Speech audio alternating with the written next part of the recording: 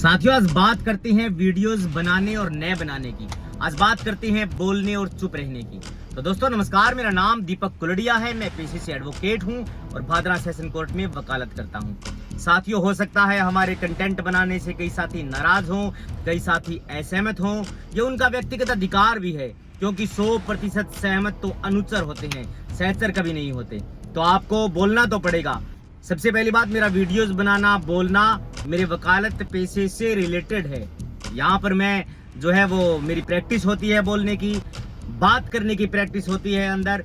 और मैं बताना ये चाहता हूँ कि हो सकता है कई साथी मुझसे असहमत हों, लेकिन बोलने की आपको कीमत देनी पड़ती है, बोलने की आपको कीमत चुकानी पड़ती है। और दोस्तों, चुप रहने की आपको जो है वो कीमत मिलती है। बोलना इतना ज्यादा जरूरी है दोस्तों। अगर आप बोलेंगे नहीं तो फिर आप आगे कैसे बढ़ेंगे। कोई भी व्यक्ति गूंगा वकील नहीं चुनता और कोई भी व्यक्ति गूंगे की कहानी नहीं सुनता। कहानी उन्हीं लोगों की सुनी जाएगी जो आवाज उठाएंगे, जो बोलेंगे, उनका इतिहास लिखा जाएगा और हम बता पाएंगे आने वाली पीढ़ियों को कि हम बोले थे।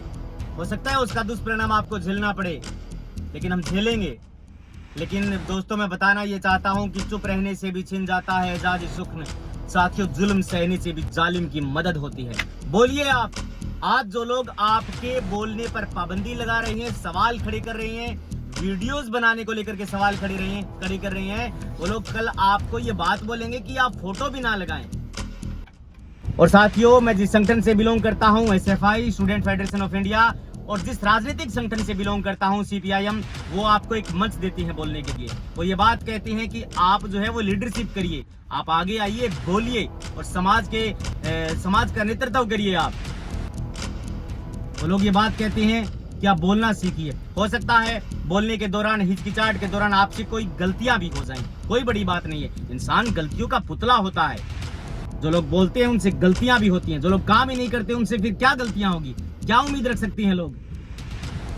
आप हैरानी करेंगे कि मैं जब स्टूडेंट फेडरेशन ऑफ इंडिया के शुरुआती दौर में था और कामेड बलवान ने कहा कि आप जो है इस कॉलेज में सभा करके आइए, तो मैंने कहा कि मेरे साथ कोई लीडर को भेजिए आप सीनियर, मैं अकेला कैसे बात करूंगा वहां पर स्टूडेंट्स के बीच में। तो उन्होंने कहा कि आप खुद नेता बनिए, खुद लीडरशिप करिए और ऐसे ऐसे आपको बातें रखनी है।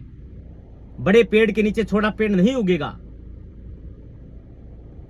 आपको जो है वो मैंने मंच दिया है, तो आप उसका भरपूर जो है वो फायदा उठाएं। कोई भी व्यक्ति आपको बराबरी के लिए मंच नहीं देता है। समाज में तो यहां तक है कि अगर आप गांव के अंदर बोलते हैं, लीडरशिप करते हैं, तो दोस्तों आपके बोलने के ऊपर आपके हजारों दुश्मन खड़े हो जाते हैं। लोग ये नहीं चाहते कि आप बोलें, लोग चाहते हैं ये वो बोले जो हम चाहते हैं।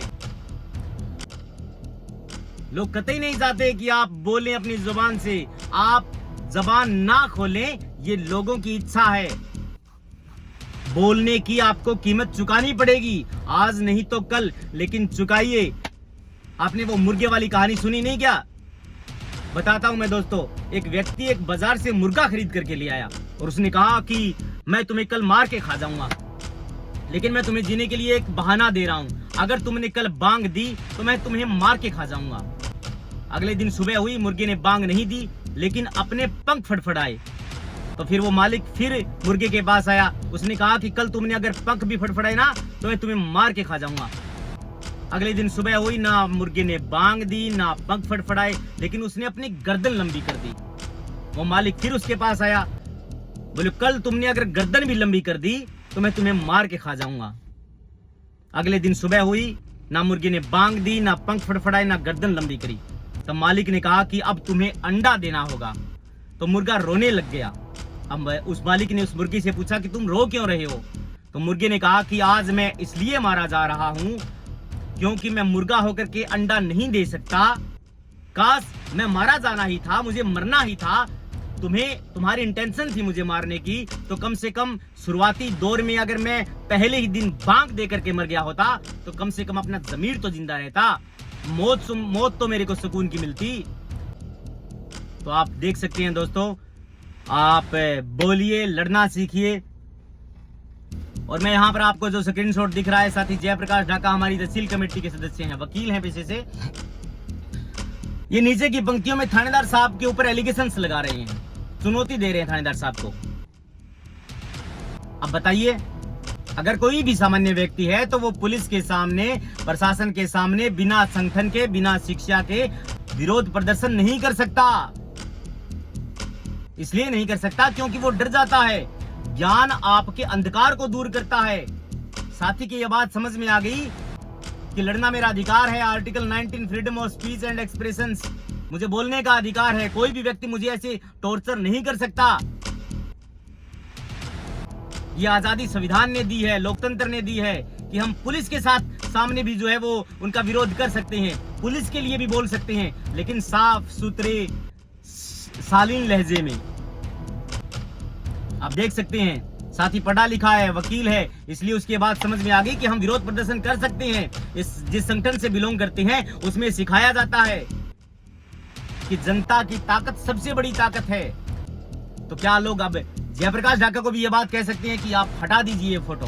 नहीं, बोलना हमारा अधिकार है। हो सकता है उसके लिए हमें कोई कीमत चुकानी पड़ जाए, लेकिन बोलेंगे और लड़ेंगे। थैंक यू साथियों।